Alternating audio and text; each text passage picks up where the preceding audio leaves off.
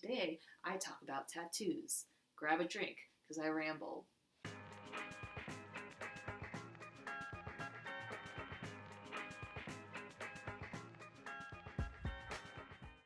Welcome back to Asian Girl Problems. I'm your anonymous Asian girl, and here are some of my non-anonymous problems. They're gonna get personal.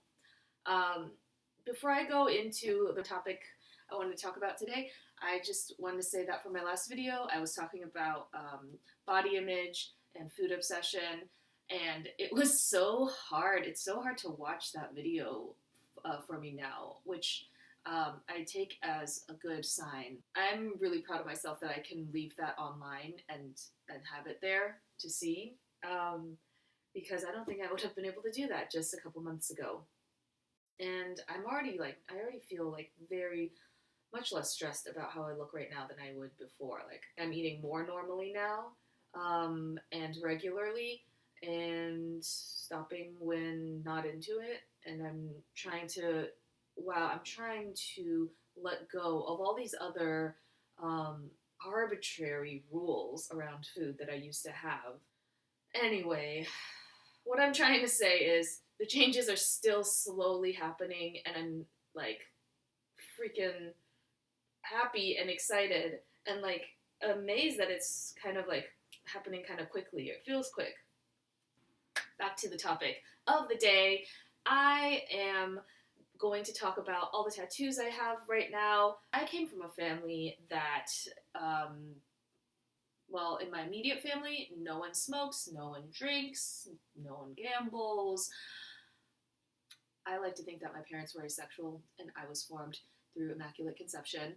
Um, so far, I haven't seen anything to disprove that theory, so I'm going to go with that. Long story short, we do not have very many vices, except food, which I think we all, like everyone in my family, does have a thing for. Obviously, tattoos were forbidden. We are usually a very hush-hush family. Don't ask, don't tell. It was like if you talked about it, you were acknowledging that it happened, or that it existed. Not talking about it mean that you would never ever be exposed to it, because God knows you didn't like leave the house, have friends, go to school, watch television, have the internet. Oh my God. So, it was unspoken. I just knew I wasn't technically allowed to have one. Nowadays, it's like weird to find, it's like hard to find someone who doesn't have a tattoo, but I would say back in high school, it was still like a little edgy, so a couple friends and I were like, as soon as we turn 18, we're gonna get tattoos. We're gonna go to college and get tattoos, and we were all sort of planning to go to the same college. We were like really about it, so we started like planning it, and I had this drawing, and I hid it. I had this drawing of a jet, and I hid it in my bookshelf that whole year, thinking, let me just sleep on this for a year, see if I still want it. And after I graduated high school and went away to college and turned 18, did whatever I wanted to, I decided the tattoo was still awesome and it still made me excited. And what was the meaning? I have no idea. I used to read a cartoon called Questionable Content in high school. Shout out if you know what I'm talking about. Super like indie, early 2000s nerdy cartoon, which is still going on, I think. They had this cool jet. It's nowhere to be found now, but there was this cool jet cartoon that he drew, and he would like put it on merch, like shirts and stuff. And I remember seeing it. I was like, "That's right. That's the jet that I want." Like, I knew I wanted a jet. It couldn't be too realistic, too complicated, because I was still a little scared for my first one, and it couldn't be too like masculine and like edgy. There was one time my mom accidentally saw it when I was wearing this tank top, and she was like, "Did your friend draw that?"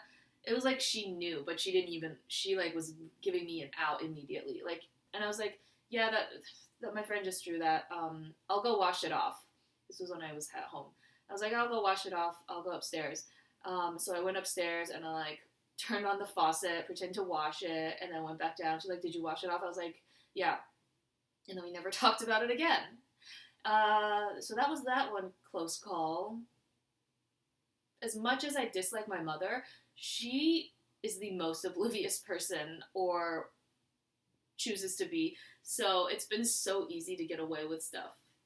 This leads me to, I mean, this will be another story time, but there was one time where she walked into my apartment unannounced. My boyfriend, who she never had any knowledge about, and his friend were in the living room. I was in the shower, and then she asked him, "Are you her boyfriend?" And he said, "That's a good question. Yes." And he knew I was trying to hide this from her because our relationship is sorted. And then she left without me even knowing. And then later I found out that she was in there. She had come, and we pretty much never talked about that day. So that's what I mean by the don't ask, don't tell. The second tattoo I got was a diamond on my ribs, and this was several years after that. I was getting a little bored, and I was in this like hip hop phase when I was like really into diamonds, but I don't like the actual diamond. I don't know how I feel about actually getting a diamond ring even for a wedding or yeah, for marriage, but I just liked the idea of a geometric shape that was a little bit complicated and um, kind of was a tribute to like honoring myself, marrying myself, and like something that was forever, which really tattoo is more forever than a ring in some ways. So I got this diamond, which I'm going to proceed to show you here. Boop, boop, boop, boop, boop. There we go. And this was done another, again with my friend, another friend, and it was her first tattoo, and she got a crown on her neck, on the back of her neck, which was also dope. And we got that. This tattoo artist, we did a walk-in, was not that great, unfortunately. This diamond turned out a lot like thicker and less elegant than I was hoping for. But that's what happens with tattoos. You kind of just go in there. And like, that's why I don't put too much thought into it, and I don't put too much thought into the meaning, because usually if I like something, I'm gonna like it for a good long while, like way long enough to make it worth it. And I don't need it there to be that much meaning, although lately more and more they have become more meaningful. So this one I think was very much of a self-love kind of um, forever, uh, dealing with mortality and the fact that I'm not forever. This life isn't forever. So there was this one that I was very, very excited about. Like I had planned it for also a good many months. Several years later, um, the tattoos start ramping up. Like this was about 2 years ago. I got this Shel Silverstein tattoo of a girl reading a book, and I love this one. This has got to be my favorite one. Just immediately felt like completely right to get. I always wanted to do something to pay homage to my childhood as a bookworm, being an English major, studying creative writing after college, and then now working in writing and just escaping into books my whole life. So um, this was really my guide for so many things, reading and literature, and was how I consumed information and understand how I felt about myself, and it was my outlet. So this was amazing. And even better is that it's Shel Silverstein, which was one of my favorite authors, poets as a kid. Obviously, like one of the first poets children kind of get exposed to. I hope they're still reading them in schools. And then this was in conjunction with a poem that he, of course, wrote called Memorizing Mo. And the poem is excellent. It's like a limerick. Let me see if I can remember it. It was something like Memorizing Mo was always reading the dictionary. Oh, let me look it up actually. Hold on. Mo memorized the dictionary, but just can't seem to find a job or anyone who wants to marry someone who memorized the dictionary. And if that does not sum me up, my last decade in my 20s, then nothing does. Like, that is me. I love this. From her name to everything that, it's about and how short and sweet it is, That's the perfect poem for me. Um, and it's just something I embrace. Like, one day there will be someone who wants to marry me. One day I'll find a job. I mean, I did find a job, so who knows? But trust the process. Be patient. If you're Mo, that's awesome. Like, Mo seems totally happy reading her book. Memorize the dictionary. She must be amazing at Scrabble.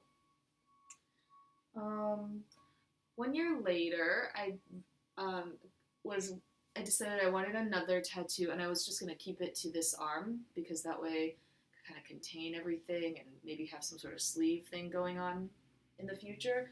I wanted to do something to pay tribute to my love for food, um, my love for vegetables and vegetarianism, and also I love the idea of a skull. It's just most skulls I see feel very traditional. My style has now started leaning towards sort of like a woodcut, line drawing, illustrative kind of feel, and that's what feels really right for me because I'm not a traditional person. I'm not getting traditional tattoos. They don't mean that much to me. I'm not getting things that have a deep history through a culture. So it needed to be a modern thing, a modernized style. So I decided to get this. Well, I was trying to design a tattoo that looked kind of like a cabbage, but also like a skull optical illusion for the longest time.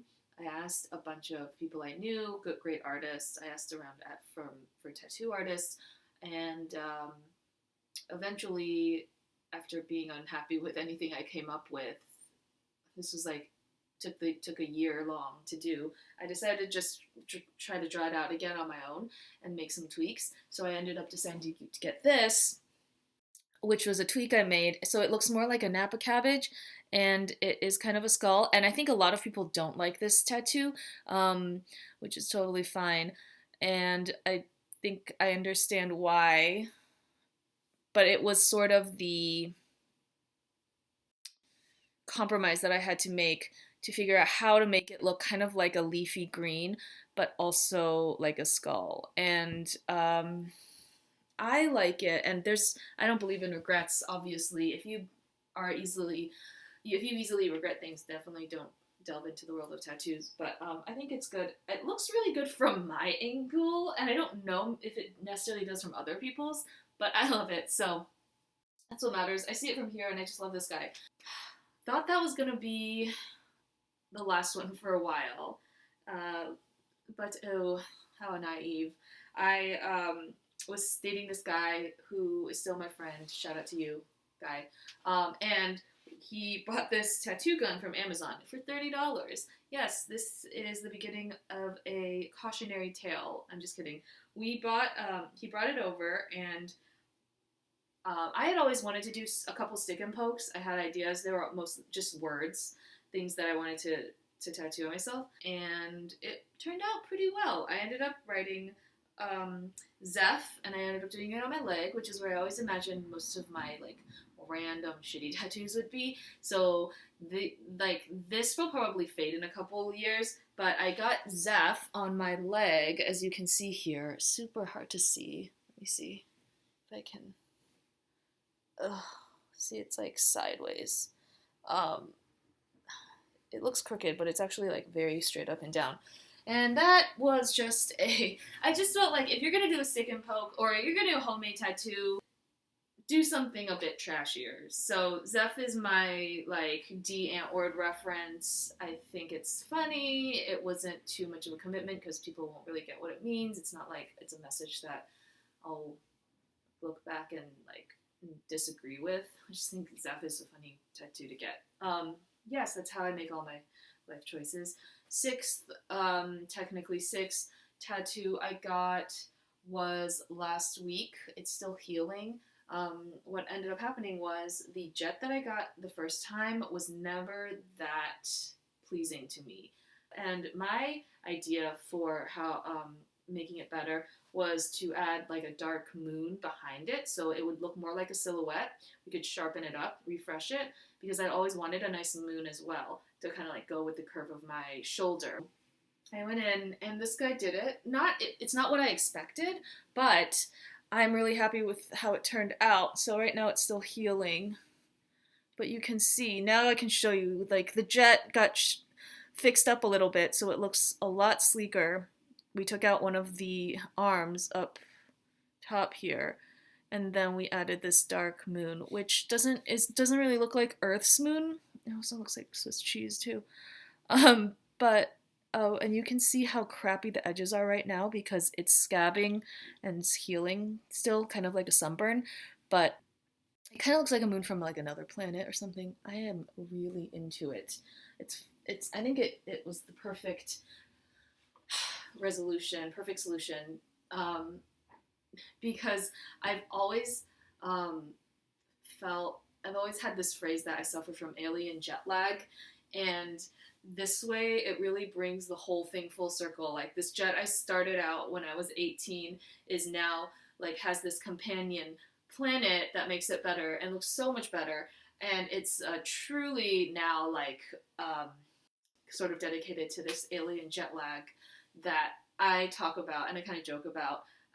Long story short, one of my neighbors was a clairvoyant, and he was talking to me about how a lot of people have alien jet lag or whatever you want to call it, and it's sort of just in his view, it's like when you have a past life and that past life was not on this planet, it was just happened to be somewhere else in a galaxy far away, and whether it's true or an excuse to explain social awkwardness or just like being a misfit, being a little left of center. Alien jet lag is how I usually explain it. I admit if I never got a tattoo to begin with, I probably wouldn't. I would just want to keep my body like completely clean. I kind of like the idea of that. But I'm the type of person to commit and go all the way. Like I think a few randomly placed tattoos looks way worse than having a really well thought out like nice area with like whether that's a sleeve or just like several cool things going on to express like your dynamic personality. So I would have gone all or nothing, but now I'm clearly it's too late to turn back, and I am very happy with that. Happy with the choices I've made. Um, yeah, um, you know, part of it is letting go, and it reminds me of my ephemeral physical body and time here, wherever in this crazy world in this lifetime. So it puts things in perspective. Forever is what is that anyway? Like it doesn't have anything to do with what we what we put on our skin. Um, and the pain that we feel temporarily. It's just such a random thing, and I like that. I feel like that's what life is: random and unpredictable, and things that stay with you, but that you need to let go of. Like not liking something, I would never cover up a tattoo. I think enhancing it and like giving it a buddy makes a lot more sense because these are like just things that I want to remember and a way to mark time. And obviously, I was able to sort of show you this trajectory, this kind of narrative that I've had in relation to all these tattoos and milestones in my life. So these are just nice ways for me to remember things that happened. I hope you enjoyed this, and if you're thinking about getting one, um, feel free to ask me any more questions, or hope this inspired you, helps you make a decision, and I will talk to you next time.